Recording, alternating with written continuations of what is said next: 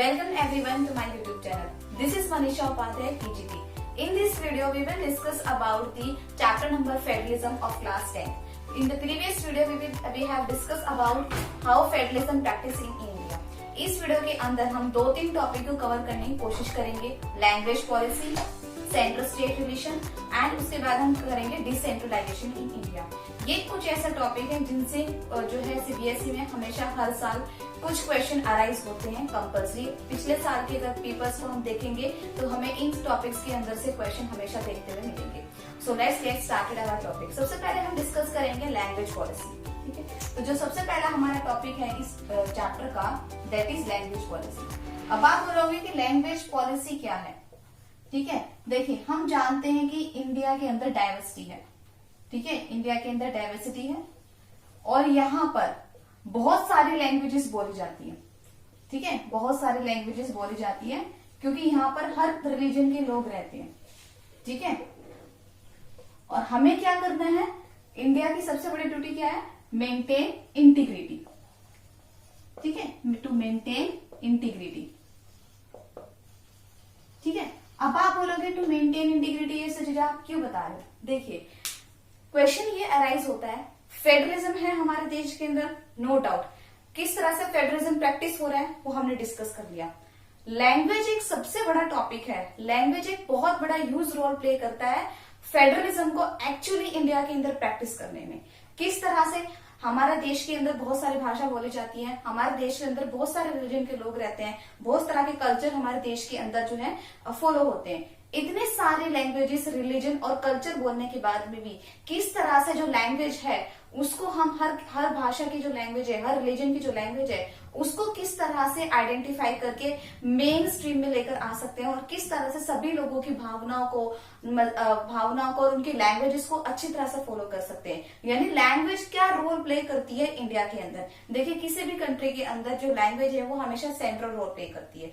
तो इंडिया की language policy क्या है, क्वेश्चन ये अराइज होता है, इतने सारे लैंग्वेजेस बोलने के बाद में भी, इतने सारे कल्चर स्टार्ट होने के बाद भी इंडिया के अंदर भारत की गवर्नमेंट ने, भारत के लीडर्स ने कौन सी लैंग्वेज आइडेंटिफाई करी है इंडिया के लिए, क्या पॉलिसी बनाई है लैंग्वेजेस के लिए, कौन सी लैंग्वेज ऑफिशियली डिक्लेयर करी है, कौन सी लैंग्वेज को जो है अनऑफिशियली बोला है, क्या लैंग्वेज का कंसेप्ट इंडिया के अंदर फॉलो होता है, उस चीज को हम देखेंगे। और किस तरह से लैंग्वेज का कस्टम कंपेंट ये जो है फेडरलिज्म को अफेक्ट करता है, किस तरह से ये जो है फेडरलिज्म से कनेक्टेड है, उसको हम देखेंगे। देखिए इंडिया के अंदर बहुत सारी तरह की लैंग्वेजेस बोली जाती है, लेकिन जब हमारा देश जो है आजाद हुआ, इंडिपेंडेंट हुआ, तो इंडिपेंडेंट होने के बाद में जो सबसे बड़ा चैलेंज था हमारे सामने वो था to establish and maintain integrity of India, यानी भारत की जो अखंडता है उसको मेंटेन करके रखना। तो लैंग्वेज हम जानते हैं कि भारत के अंदर बहुत सारे ऐसे रिलीजन है, वहां पर बहुत सारी लैंग्वेजेस बोली जाती है, तो उनको भी आइडेंटिफाई करना जरूरी था। तो सबसे पहले इंडिया ने क्या काम किया, सबसे पहले जो हमारे नेशनल लीडर्स थे उन्होंने क्या कहा लैंग्वेज पॉलिसी के बारे में। तो सबसे पहला पॉइंट जो आपके माइंड में आना चाहिए वो ये है कि इंडिया की कोई ऑफिशियल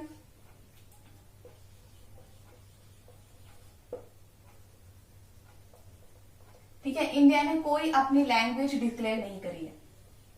ठीक है, इंडिया ने कभी नहीं बोला कि ये मेरी कोई स्पेसिफिक लैंग्वेज है। ठीक है, नेशनल लैंग्वेज नहीं डिक्लेयर करा।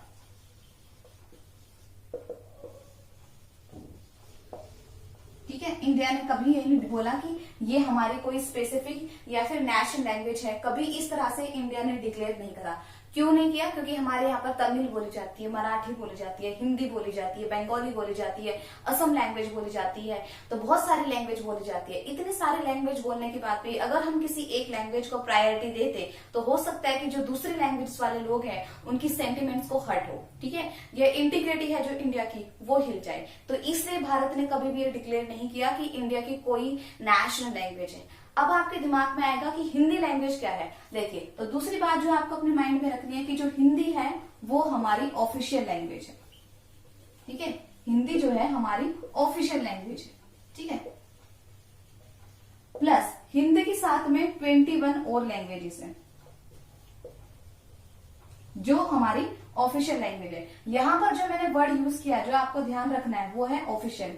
ऑफिशियल का मतलब ये है कि आप किसी भी स्ट्रीम के हैं, ठीक है, जब भी आप हायर एजुकेशन करते हैं, आप चाहे सेंट्रल गवर्नमेंट का फॉर्म भर रहे हैं, चाहे स्टेट गवर्नमेंट का फॉर्म कर रहे हैं, तो जो भी 22 लैंग्वेज इंडिया के अंदर जो है ऑफिशियल डिक्लेयर है, उन सभी भाषाओं के अंदर आप अपनी परीक्षाएं, अपने एग्जाम दे सकते हैं, अपीयर हो सकते हैं। तो इंडिया के अंदर 21 लैंग्वेजेस को ऑफिशियल डिक्लेयर किया है। ऑफिशियल का मतलब ये है कि जो भी स्टेट्स का, जो भी राज्यों का एडमिनिस्ट्रेशन का जो काम है, वो हिंदी भाषा में या फिर जो रीजनल लैंग्वेजेस है उनके अंदर किया जाएगा। लेकिन भारत की नेशनल लैंग्वेज कोई नहीं है। दूसरी बात, मैं आपको एक और बात बताना चाहूंगी कि जो मेजोरिटी है, कि कितनी प्रतिशत जनता जो है भारत के अंदर हिंदी लैंग्वेज को यूज करती है, तो वो आपको पता होना चाहिए, दैट इज 42%। ठीक है, तो इंडिया के अंदर Hindi plus 21 other official language है, जहां पर एडमिनिस्ट्रेशन का काम जो है उन्हीं भाषाओं में होता है। लेकिन एक बात मैं आपको बताऊंगी कि state has it own official language. जितने भी स्टेट्स हैं इंडिया के अंदर, उनकी ऑफिशियल लैंग्वेज होती है। ठीक है, अब आप बोलोगे स्टेट की ऑफिशियल लैंग्वेज किस तरह से होती है। जैसे अगर मैं आपके सामने मुंबई का एग्जांपल लूं, ठीक है, तो मुंबई की जो ऑफिशियल लैंग्वेज है वो क्या है, वो मराठी है। ठीक है, अगर आप मुंबई में जाएंगे तो वहां आपको 2 लैंग्वेजेस मिलेंगी, मराठी एंड इंग्लिश। तो जो वहां की ऑफिशियल लैंग्वेज है, that is Marathi and English. जो भी एडमिनिस्ट्रेशन का काम है वो मराठी भाषा में होता है। ठीक है, तो जो राज्य हैं, भारत के जो राज्य हैं, जो स्टेट्स हैं, उनकी ऑफिशियल लैंग्वेज हो सकती है। ठीक है, उनकी अपनी ऑफिशियल लैंग्वेज हो सकती है। जैसे मैं तमिल, अगर मैं साउथ की बात करूं तो वहां पर तमिल है जो ऑफिशियल लैंग्वेज है। तो इस तरह से जो है स्टेट्स की अपनी ऑफिशियल लैंग्वेज हो सकती है, लेकिन भारत ने अपनी कोई एक स्पेसिफिक नेशनल लैंग्वेज डिक्लेयर नहीं करी है। ठीक है, दूसरी बात हम आपके सामने मैं एक बात करना चाहूंगी कि हमने जो पॉइंट्स डिस्कस करे हैं ये बहुत ज्यादा जरूरी है। एक बार हम इनको दोबारा से रिकॉल करेंगे। मैंने आपको सबसे पहले बताया कि इंडिया के अंदर सेवरल लैंग्वेज बोली जाती है, बहुत सारा की भाषाएं भारत के अंदर बोली जाती है और बहुत सारे रिलीजन के लोग यहाँ पर रहते हैं। ठीक है, तो हमारा एक सबसे बड़ा कंसेप्ट है कि सबको एक साथ लेकर चलना। तो इंडिया ने कभी अपनी कोई ऑफिशियल, या फिर अगर मैं बात करूं, इंडिया ने कोई अपनी नेशनल लैंग्वेज कभी डिक्लेयर नहीं करी कि भारत की ये नेशनल लैंग्वेज है। बहुत लोगों के मन में क्वेश्चन आता है हिंदी के रिगार्डिंग। हिंदी हमारी नेशनल लैंग्वेज नहीं है, वो हमारी ऑफिशियल लैंग्वेज है। तो हिंदी हमारी ऑफिशियल लैंग्वेज है, यानी जो एडमिनिस्ट्रेशन का काम है वो हिंदी भाषा में होता है। हिंदी के साथ में 21 भाषाएं और हैं जिनको हम ऑफिशियल लैंग्वेज बोलते हैं, जैसे असम होगी या फिर बंगाली होगी। ये वो सारी भाषाएं हैं जो हमारी ऑफिशियली है। अगर आप कभी भी सेंट्रल गवर्नमेंट का फॉर्म भरते हैं या स्टेट गवर्नमेंट का फॉर्म भरते हैं, आप किसी भी रीजन के, अगर आप असम के हैं तो आप असम लैंग्वेज को फिर अपनी चॉइस दे सकते हैं। अगर आपकी मदर टंग हिंदी है तो आप हिंदी की प्रायोरिटी दे सकते हैं। उस चीज का ऑप्शन आपके पास में अवेलेबल है। जितने भी राज्य हैं भारत के अंदर, उनके पास में उनकी ऑफिशियल लैंग्वेज है, लेकिन भारत की कोई नेशनल लैंग्वेज नहीं है। ठीक है, तो ये तो थी इंडिया के अंदर लैंग्वेज पॉलिसी। किस तरह से जो हमारे नेशनल लीडर्स थे उन्होंने लैंग्वेज पॉलिसी को एस्टेब्लिश किया, क्या भारत के अंदर जो है रणनीति रही है नेशनल लैंग्वेज को लेके। ठीक है, तो ये तो हो गया हमारा नेशनल लैंग्वेज के बारे में। एक टॉपिक हमारा और है, इसके बाद में वो आता है सेंट्रल स्टेट रिलेशन। ठीक है, इसके बाद में जो हमारा सेकंड टॉपिक है that is central state relation. अब देखिए सेंट्रल स्टेट रिलेशन से आप क्या समझते हैं। ठीक है, किस किस के रिलेशन की बात हो रही है, सेंटर और स्टेट की। टॉपिक का नाम क्या है, सेंटर स्टेट रिलेशन।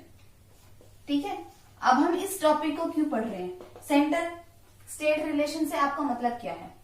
देखिए, अगर मैं आप इंडिपेंडेंस की बात करूं, देखिए जब भारत आजाद हुआ, ठीक है, 1947 में, तो जो सबसे बड़ी पार्टी भारत के अंदर उभर कर आई, हम सब जानते हैं वो कौन सी थी, इंडियन नेशनल कांग्रेस। ठीक है, Indian national Congress was the largest party, वो एकदम सबसे बड़ी पार्टी थी। ठीक है, और इसके बाद भी 1947 के बाद भी जितने चुनाव हुए, उन चुनाव के अंदर हमेशा इंडियन नेशनल कांग्रेस पार्टी आई, उन्होंने जीती और एक सरकार फॉर्म करी। इन्होंने अपनी सरकार फॉर्म करी, और जो सरकार फॉर्म करता है यानी जो सेंट्रल गवर्नमेंट है जो अपनी पावर फॉर्म करती है, इन्होंने अपनी सेंट्रल गवर्नमेंट फॉर्म करी। अब देखिए इंडिया के अंदर है फेडरलिज्म। ठीक है, इंडिया के अंदर फेडरल है, सेंट्रल भी गवर्नमेंट होनी चाहिए, स्टेट गवर्नमेंट भी होनी चाहिए, इस तरह की गवर्नमेंट हमारे देश के अंदर होनी चाहिए क्योंकि हम फेडरल कंट्री है। लेकिन भारत के अंदर कुछ ऐसी पार्टी थी जो छोटी छोटी थी। ठीक है, जो रीजनल पार्टी थी, जैसे अगर मैं बात करूं साउथ की, मैं बात करूं, ठीक है, तो वहां पर कोई छोटी छोटी रीजनल पार्टीज थी। ठीक है, उन छोटे छोटी पावर्स को, उन छोटी छोटी पावर्स को अगर मैं बात करूं, जैसे एक पार्टी का मैं नाम लेती हूँ AIDMK। ठीक है, ये क्या थी, एक रीजनल पार्टी थी, ठीक है, रीजनल पार्टी, ठीक है। अब देखिए इस रीजनल कई जब आईएनसी क्या हुआ, ये जो इंडियन नेशनल कांग्रेस थी उसने हमेशा पावर फॉर्म करी, उन्होंने हमेशा सरकार बनाई, हमेशा मजबूती में रहे, हमेशा केंद्र सरकार उन्होंने फॉर्म करी, ठीक है, पूरे देश के अंदर उनकी ही सरकार चलती थी। लेकिन कई बार ऐसा होता था कि केंद्र सरकार राज्य की सरकार के साथ में या फिर रीजनल गवर्नमेंट के साथ में मिलकर काम नहीं करती थी, कई बार इनको नकार दिया जाता था, कई बार इनको फंड्स नहीं दिए जाते, कई बार इनकी सलाह लेने से मना कर देते थे। तो कई बार कई जगह पर कई लेवल पर जो रीजनल गवर्नमेंट होती थी जैसे एआईडीएमके है, वो अपने आप को कम पावर समझती थी, वो ये बोलती थी कि फेडरल सिस्टम होने के बाद भी, देश के होने के बाद में भी जो केंद्र सरकार है वो ज्यादा मजबूत है और हमारे पास में शक्तियां जो है उतनी कम है, हम अच्छी तरह से गवर्न नहीं कर पा रहे। ये एक तरह का कॉन्फ्लिक्ट इंडिया के अंदर चल रहा था, ठीक है।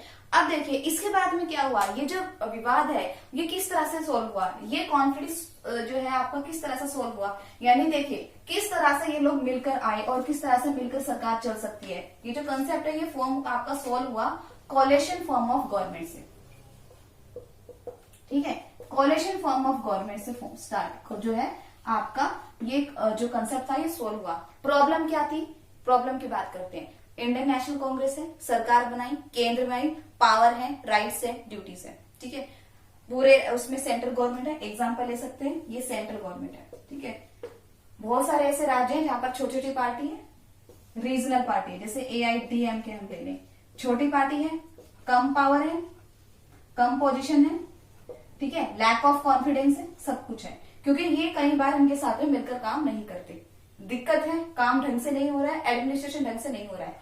क्या होगा अगर ये दोनों मिल जाएं तो, अगर हम चाहते हैं कि केंद्र और राज्य सरकार मिलकर ढंग से काम करे, टॉपिक का नाम क्या है, सेंट्रल स्टेट रिलेशन, किस तरह से दोनों को एक साथ लेके जा सकते हैं, किस तरह से दोनों के जो रिलेशन है उसको इम्प्रूव कर सकते हैं। एक ही तरीका है, दोनों मिल जाएं, अगर दोनों मिल जाएंगी तो अच्छी तरह से काम करेंगी। यही एक सॉल्यूशन था, एक यही तरीका था कि इनकी जो दिक्कत है उसको सोल्व किया जाए। तो भारत के अंदर एक नया कंसेप्ट आया, collision form of government.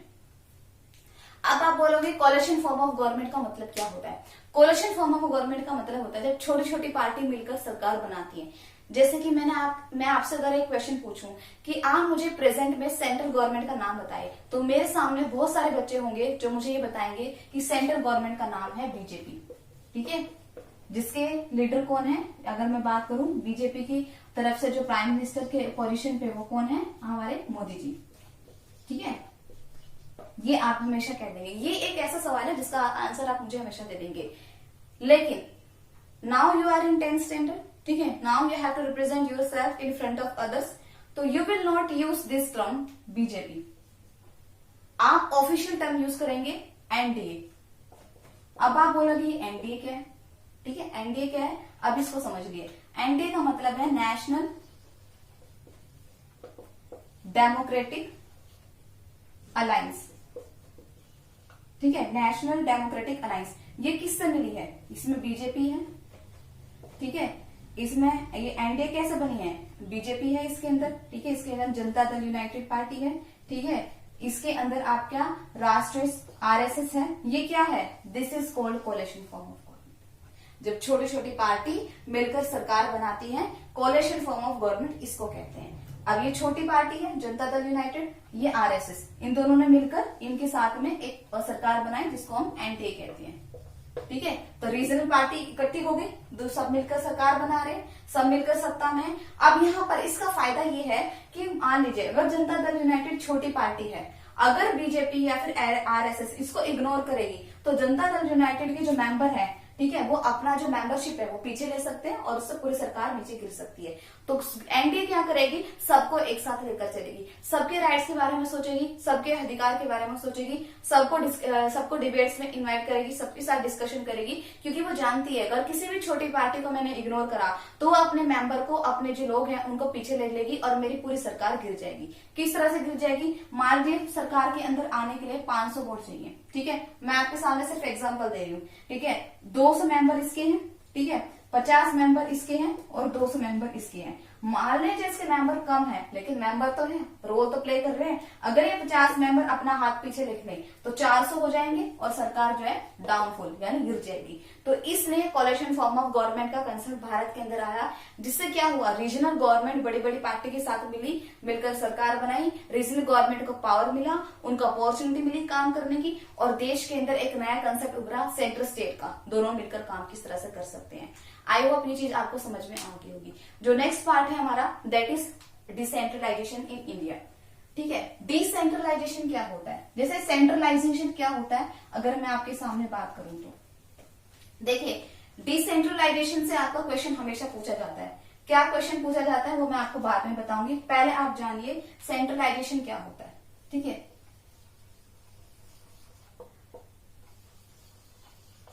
Centralisation क्या होता है, यहां पर क्या वर्ड यूज हो रहा है, क्या वर्ड है ये, सेंटर। सेंटर का मतलब क्या होता है, केंद्र की सरकार।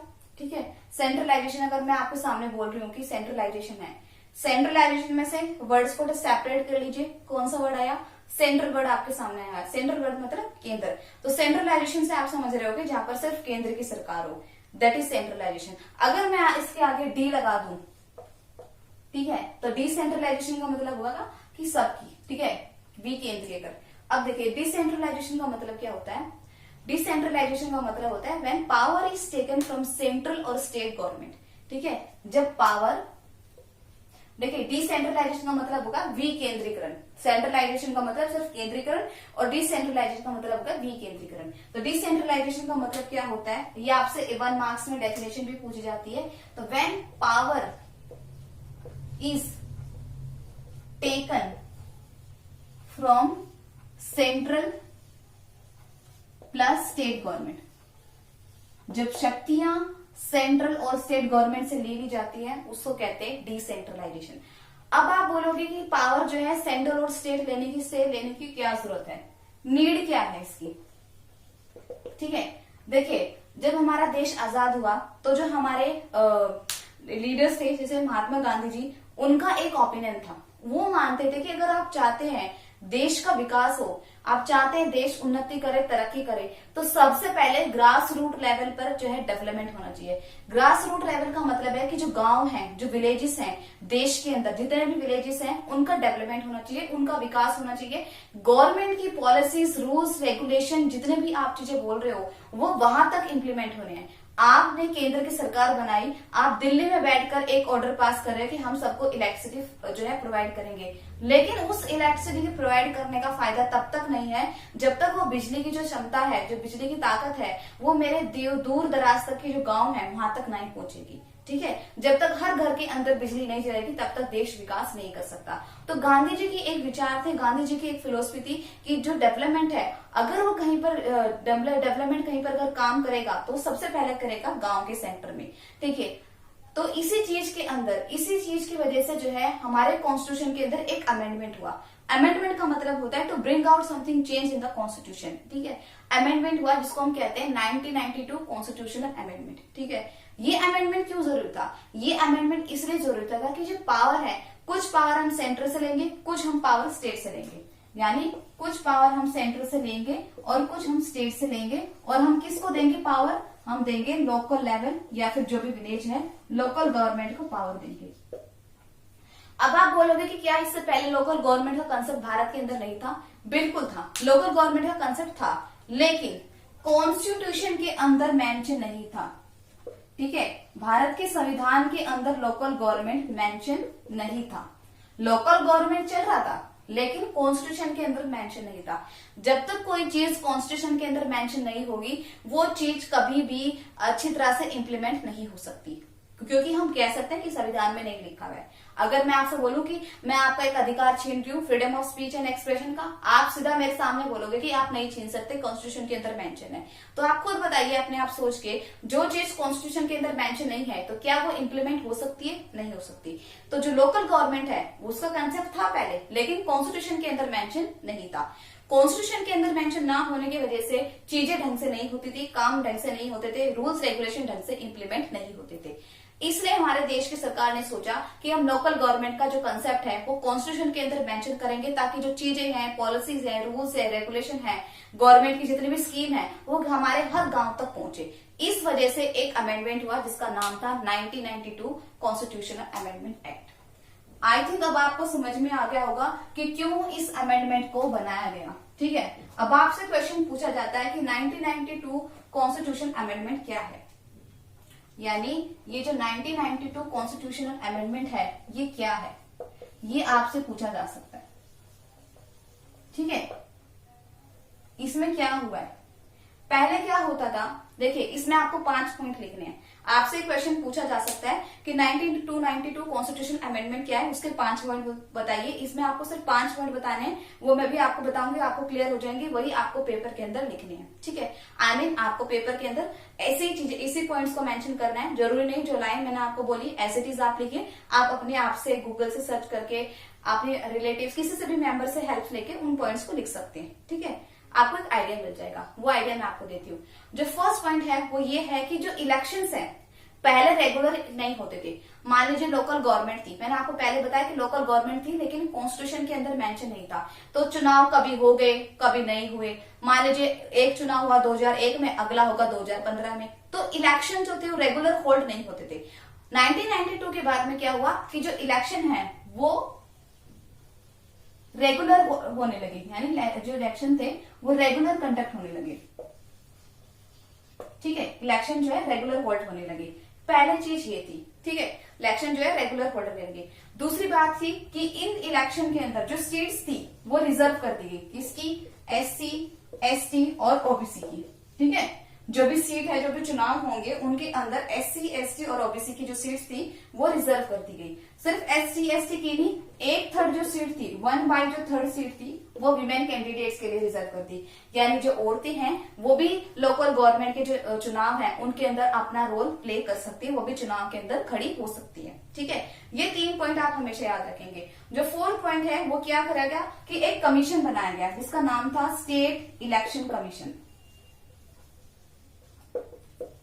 ठीक है, इसको अपॉइंट किया गया हर स्टेट्स के लिए, हर स्टेट्स के लिए कि ये चुनाव कंडक्ट कराएगा। कौन कौन से, म्युनिसिपैलिटी के और आपके पंचायत, दोनों तरह के चुनाव को कंडक्ट कराएगा। ठीक है, स्टेट इलेक्शन कमीशन इसकी गठन हुआ कि ये इनकी जिम्मेदारी है चुनाव कंडक्ट कराने की, इनकी जिम्मेदारी है कि चुनाव फ्री एंड फेयर हो, इनकी जिम्मेदारी है चुनाव के रिजल्ट सटीक आए और एक अच्छा लीडर चुन के आया गए। ये सारे रिस्पॉन्सिबिलिटी इनको दे दी गई स्टेट इलेक्शन कमीशन को। 5वां पॉइंट इसके अंदर एक ये आता है कि स्टेट्स को बोला गया, ठीक है, कि जो कुछ पावर, कुछ शक्तियां और रिवेन्यू यानी खर्चे आप जो है किसको देंगे, आप लोकल गवर्नमेंट को देंगे। 5 पॉइंट हो गए, तो ये 5 पॉइंट आपको याद रखने हैं अपने एग्जाम पॉइंट ऑफ व्यू के। जैसे ये था आपका 1992 कॉन्स्टिट्यूशनल अमेंडमेंट एक्ट। इस वीडियो के साथ में जो चैप्टर नंबर आपका फेडरलिज्म है वो यहीं पर कंप्लीट होता है। I hope you will like this video. If you like this video please like, share and subscribe my channel, और कमेंट में बॉक्स में कमेंट करके बताएंगे कि आपको ये वीडियो कैसी